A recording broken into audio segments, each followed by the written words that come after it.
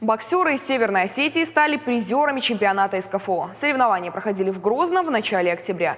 В весовой категории 57 килограмм первое место занял Ян Хохоев. Он также выполнил норматив мастера спорта России. Бронзу тоже разделили воспитанники Северостинской школы бокса. Теперь они могут участвовать в чемпионате России. К турниру спортсмены готовятся серьезно. Говорят, права на ошибку нет.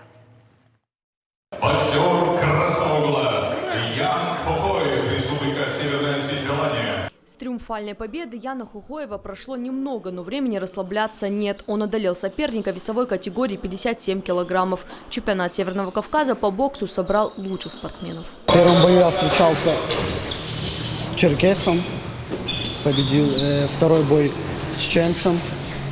И третий бой у меня был финальный с дагестанцем. Он левша был, высокого роста, и длинные руки были. И приходилось 5 минут отстраиваться.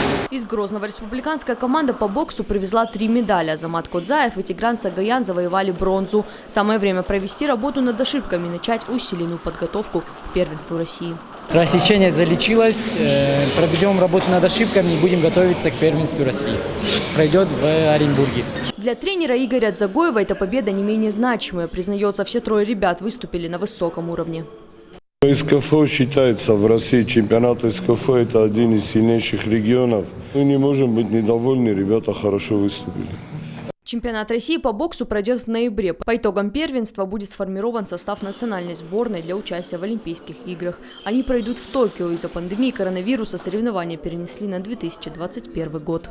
Галина Кригорян, Заур Кодзаев, Новости Осетии.